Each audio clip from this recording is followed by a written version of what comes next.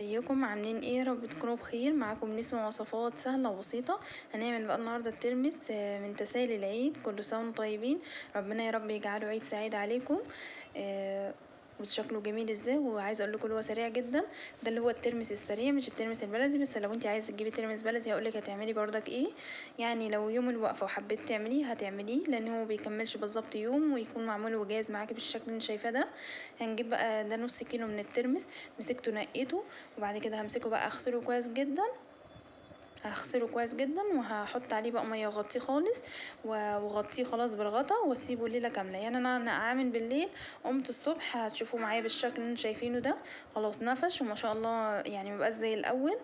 همسكه بقى اغير من عليه الميه. بص شكله عامل ازاي، زي ما قلت لك نفش ومبقاش زي ما كان. همسكه بقى اغير من عليه الميه. بعد ما غيرت بقى الميه هبدا اولع عليه. يعني احنا ننقعه من بالليل، نصحى الصبح نغير بس الميه بتاعته ونبدا نولع عليه. هديله بس تقليبه كده عشان خاطر كله ياخد سوا بعضه. بعد ساعه من غليانه، يعني بعد ما سبته ساعه على النار، قلت اشوف سواه كده. بصيت لقيته حسيته عايز تكه شويه. طبعا احنا مش بنخليه مهري، لا بنسيبه بردك فيه تكه عشان لما يقعد في الملح ما يبقاش مهري، يبقى تاكليه فيه قرشه كده، بيقرش معاكي ويبقى حلو.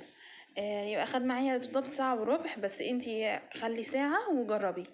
يعني انتي كل نوع طبعا بيفرق غير التاني يعني. بصوا كده بعد بقى ما خلاص سويته وعينته بقى خلاص من الحل عشان السخونية ما تعملوش. هنبدأ بقى نعمل المحلول بتاع اللي هو يتحط فيه. كده انا حطيت كوبايتين. انا هحط كام كوباية بالظبط؟ هحط 7 كوبايات. لو عديتوا معايا في الفيديو هتلاقي ان انا حطيت 7 بالظبط كوبايات. طبعا كمية المية بتفرق طبعا لو الكمية اكبر.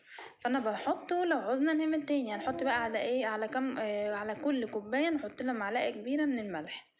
يبقى على كل كوباية مية نحط كام معلقة كبيرة من الملح، هيطلع معاكي مظبوط، ولا هو دلع ولا هو حادق.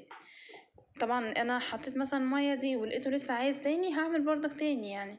هي الموضوع سهل خالص. الميه دي الاول انا مسكتها سخنتها وخليتها تبرد تماما، وبعد كده عايرتها بالزمان شوفته كده.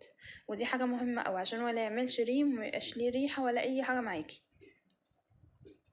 هنقلب بقى الملح مع الميه كده، وهبدا بقى اغطيه. طبعا لو انا عملت كده بالويم، لو انا بقى عوزت تاني كنت هعمل بردك ميه وملح تاني زي ما انتوا شفتوا. هقلبه بقى كده خلاص بعد ما حطيت له الميه والملح. واروح بقى شايلاه كده في ايه، في التلاجة. يقعد كده لمده 6 ساعات 3 ساعات معاكي عشان يطلع يبقى طعمه حلو، يبقى مظبوط معاكي. ويتقدم بقى بالشكل ده. عايز تحطي جنبيه كمون شطة ليمون، طبعا بيبقى حلو قوي برشة الليمون دي. عصرة الليمون بتبقى فظيعة معاه.